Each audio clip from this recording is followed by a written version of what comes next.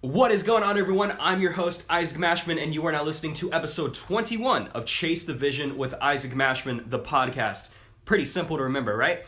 So today I am going to be talking about the definition of normal. What does normal mean to you? But before I hop into that, I want to go ahead and address something. The only way that this podcast can grow is with your help. See, I'm never going to run an outside advertisement. I'm not going to, go ahead and promote all of these different companies on my show. The most promotion you will ever get is my own products, my own services. I have a lot of amazing things that are coming out over the next couple of months that I might plug on my show here and there, but I am the one who's trying to give value. I am trying to deliver the most value I possibly can to all of you guys. I haven't had 10, 20 years of experience in entrepreneurship or in business or in self-improvement like a lot of people have, but the one thing that I do have is some experience. I do have, some skin in the game. This upcoming August is going to mark 3 years in my entrepreneurial journey. But the one thing that I've been able to do over the past couple of years since I got started is study and take on to mentorship, take on to knowledge. I've been a student of the game. And because of that, I am trying to relay that information over into your own brain so you can learn from my mistakes, so you can learn my knowledge. I believe that we should always be students, we should always be learning, and we should always be trying to save as much time as possible. That's called cutting time frames. Why would you spend 10 years or even 1 month or even 1 day or 1 minute making the same exact mistake that someone has already made before you? It doesn't make a lot of sense, does it? So I am all about saving you time. That is the one asset that we will never get back. And so I say all of that to say this. If you get any ounce of value from the episodes that I share, you tell a friend. You tell somebody about Chase the Vision with Isaac Mashman.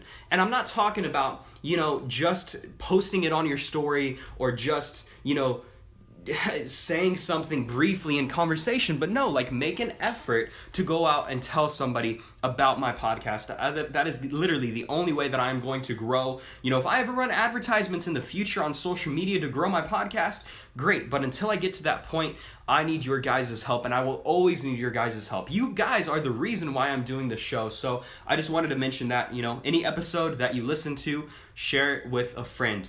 I would say go out and tell somebody in real life, but, obviously, as of the time and as of the date of recording this episode and its published date, we're all underneath quarantine. We're under lockdown, and I'm not going to encourage you to go out and, tell somebody, and drive over to their house. Anyways, so into what we're going to be talking about today. Normal. What is normal? You see, I was listening to a podcast earlier today. Actually, it was Brad Lee's podcast, Dropping Bombs, and it was with a host called Alex Morton. Now, Alex Morton is he's 30 years old. He's made a whole bunch of different money, and he is the vice president of a network marketing company. He made his money through network marketing, and for those of you who don't know, I was actually a part of that network marketing company that he was vice president of for nearly a year. I'm not going to mention the company, but after getting out of that company, I still look to a lot of those company leaders as mentors because of their experience. It goes back to always being a student. And so he was on that episode, and they were going back and forth, having a conversation and literally dropping bombs. That's Bradley's podcast. So whenever you get a golden nugget or something that is really powerful, he has a little bomb emoji that makes an explode, or not emoji, but he has a bomb sound that goes off, and that's like, hey, people, pay attention to that, that thing that was just said. Hit that, replay button and re-listen to the past 15 seconds. And they were talking about, normal life, and it got me to thinking over my own past. It got me to thinking about, the way I was raised, the way I was brought up. And see, for the longest time, I thought that it was normal. I thought that the way I was raised was just like everybody else. When you're younger, you don't know any better. You look to your parents as superheroes. You look to your mom, you look to your dad, you look to your grandparents as role models. And as a young kid, you view them as people who have everything in their life figured out. But the older you get and the more life experience you obtain, you begin to realize that they're no different than us. They've just been alive longer, and they might have more experience than us. They might not in some areas, but chances are they do. And they're normal people. They are no different than we are. And you recognize that most of the time, they don't have everything figured out. They might not have, everything in their career under wraps. Their relationship might be going through a tumultuous time. There might be some tension between them. They might need to be working through that. There are just all these different things. And the more I was reflecting over my past, I recognized just how abnormal it truly was. But then it got me to also questioning, well, what is the definition of normal? Is there such a definition? And I think normal is really whatever we make it. You see, we are creators in our life. We are able to create our lives based around what we want to live, based on the things that we want. God made us in his own image. He doesn't mean that in a physical sense, in a sense of, oh, God looks like a human. And I'm not about to go into religion, but bear with me for a second. He says that he made humans in his own image.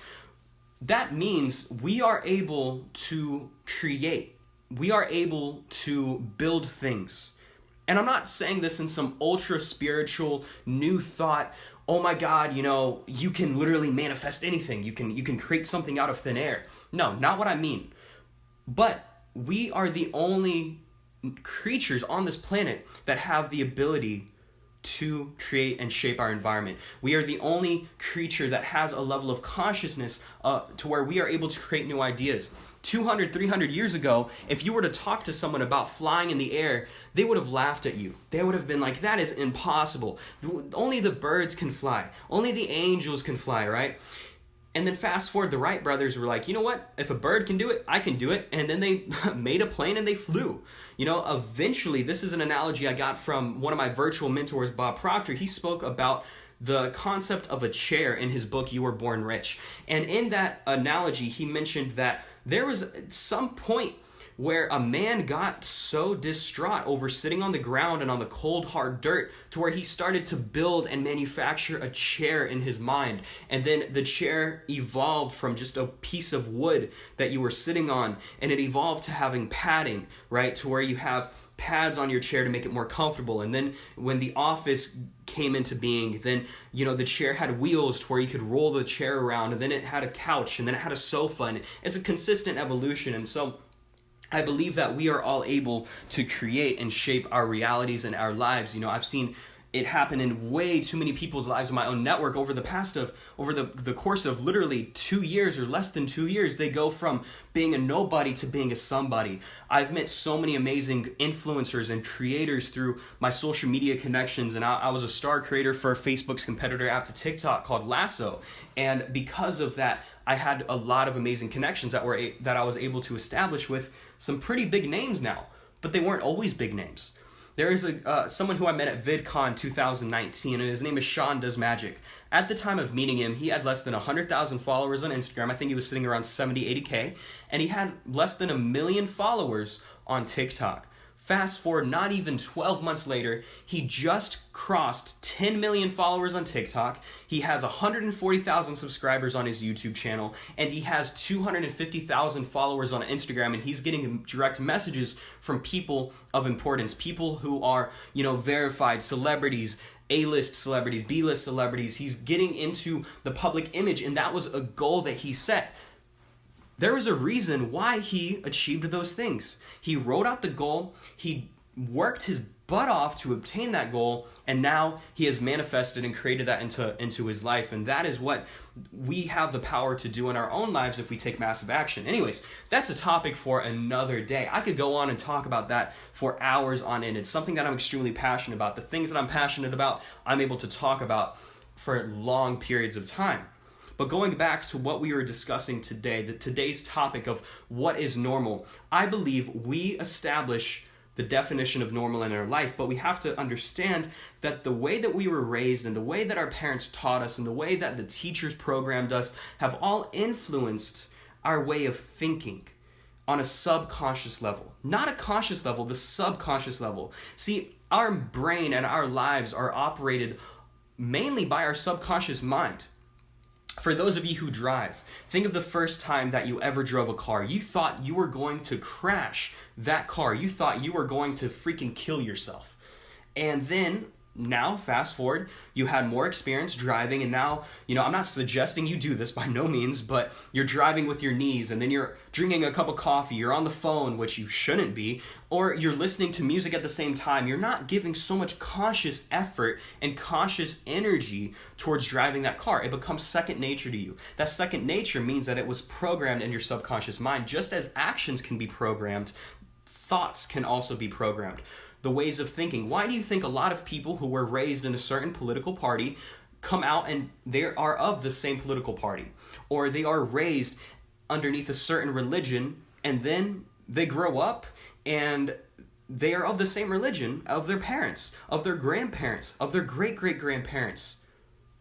That tradition is subconscious programming that gets programmed into your DNA to where your kid is the same exact way as you. And then your grandkid is the same exact way as you.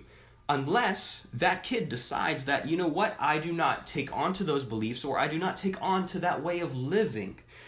What was normal is going to become abnormal to them because they do not like it anymore. Because they recognize that just because they were raised a certain way does not mean that they have to continue living that certain way. I remember growing up, these are some memories that I really haven't thought about for a very long time. But when I was younger, we would go shopping, and very rarely would we get the name brand products. We would get the great value products. Most of our shopping came from Walmart. It didn't come from Publix. It didn't come from Target. It came from Walmart, where prices are relatively low most of the time. We would get the great value can of beans. We wouldn't get the Bush's can of beans. We would get the great value condiments and the great value mustard instead of the French's mustard. Now, that might not seem like a lot, and a lot of those, great value brands actually taste just as good as the name brand, but the reason why we didn't get the name brand was not because of the quality of the product, it was because of the price of the product. Just because the can of beans was 10 cents cheaper, we would always go for that instead of the can of beans that was 10 cents more. It was coming from a place of scarcity.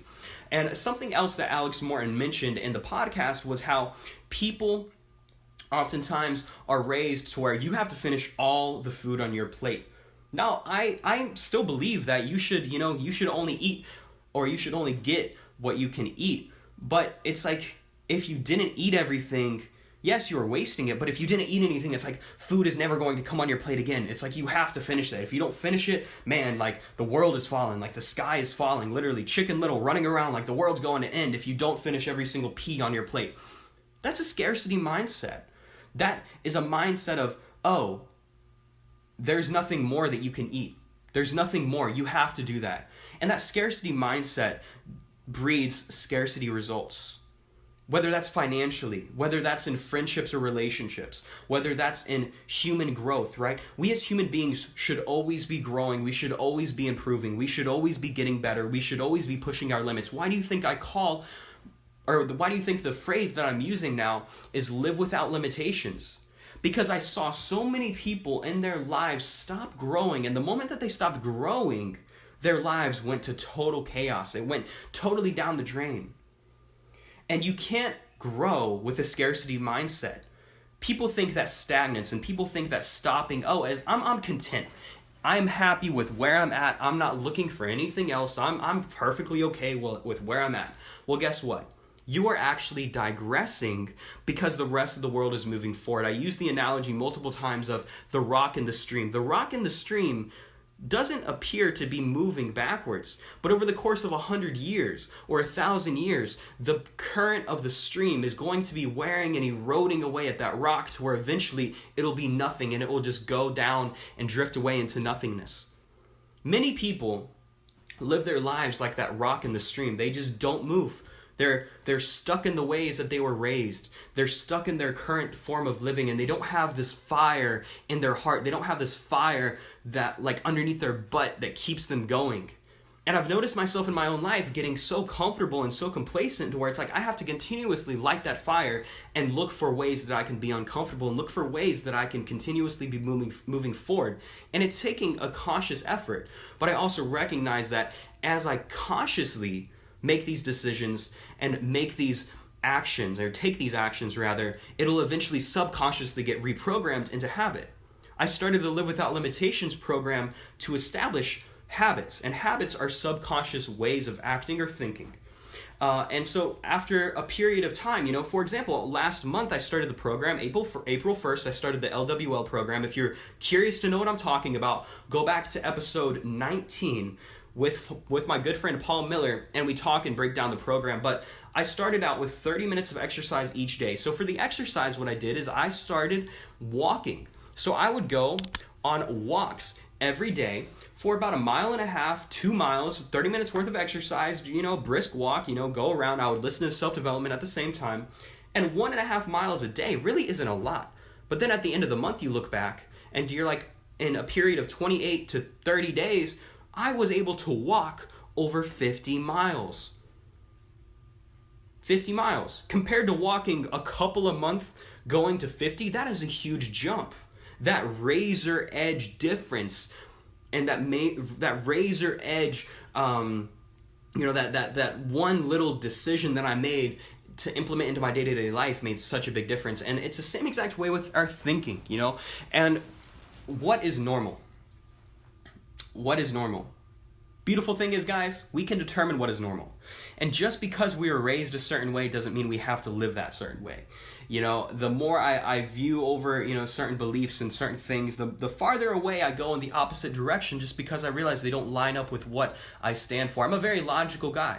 I base a lot of my beliefs and a lot of my viewpoints off of logic and what makes the most sense, what will get the most results, what makes the most scientific sense, And I've had to go and, I don't have the same political viewpoints as my parents.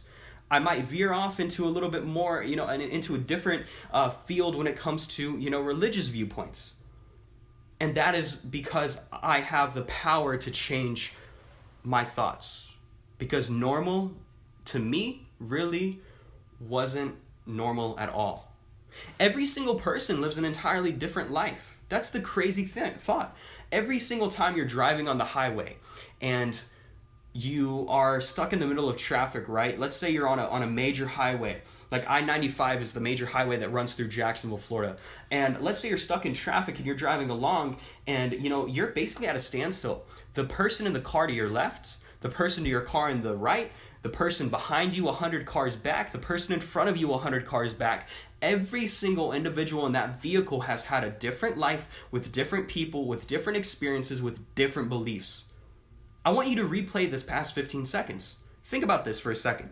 Every single person around you has lived an entirely different life, and so what is normal to that person might be radical to you. What your life is might be radical to them. So this leads me into my next point and the final point of today's episode, that you need to take time to figure out what you want your normal to be. I'm not saying be average. I'm not saying be normal. I am saying take a step back and reevaluate those beliefs that you were programmed with. Reevaluate those different things that those way of thinking, right? The great value beans versus the Bush's beans, and ask yourself, what? Do I want to be living in that mindset of scarcity, or do I want to be living in that mindset of growth and prosperity? There's a huge difference, guys. If you start operating with a thought of I can do this and asking why not versus what, like how could I? Man, your life will experience crazy results. And I'm not just saying that. There have been multiple instances where I'm like, I had no idea how anything in my life was going to happen. And then it happened out for the best way possible because I believed it could. Because I had faith in myself. When I booked a one-way ticket to France, I had no idea how I was even going to pay for my ticket coming back. I had a couple $100s to my name. I closed a nice client. I had enough money for living expenses and stuff like that. It was relatively low, but I had no idea how I was going to book a ticket back. But I had that prosperity mindset, and I knew that there was a client out there that needed what I offered, and I closed that client and paid for my ticket home. But I had faith, and I had an optimistic mindset, and I knew that I could do it. I knew that I can do it. Normal thinking gets normal results. And if you make your definition of normal something that is so far out there when it comes to prosperity thinking, when it comes to beliefs, then these daily routines and these daily habits and your subconscious programming will be so powerful, you won't even have to think about, you won't have to think about going out of your way to do self-development every day. You won't have to think and go out of your way to put on a podcast or to tune into a new episode of Chase the Vision with Isaac Mashman, because it'll just become second nature to you. Guys, we are in full control of our lives. We are in full, total control of our lives, our situations. I get that a lot of what is going on right now might appear to be out of our hands. Yes, to an extent it is out of our hands, but to a large extent it is not, because just if you got laid off from a job doesn't mean you should go out and start smoking weed or start partying or start blaming everybody else and start pointing fingers at your employers. They have to put food on their own tables too. You understand that. It is why you need to be a leader. And a good episode to refer back to is the last episode right before this, where I say it is time to step up as leaders, and I go into why it is important to be a leader. You're in full control. Take that extreme ownership of your life. Jocko Willink is a Navy SEAL. He was in the Navy SEALs for 20 years. And he talks about extreme ownership and taking control over your situations. Every single successful mentor or person who you could look to doesn't blame the government, doesn't blame everybody in their life or Uncle Joe for things that worked or things that didn't work. No. If something is going right, everyone takes responsibility, right? Think back to, let's say, a company project you were working on with a couple other people, or for some of you younger guys, right? Back in school, whenever you were doing a school project. Oh yeah, when you got that A+ on your project, or when that project had a huge success rate, everybody wanted to claim ownership of that. Everybody wanted to be like, yeah, that was mine. I did a part of that.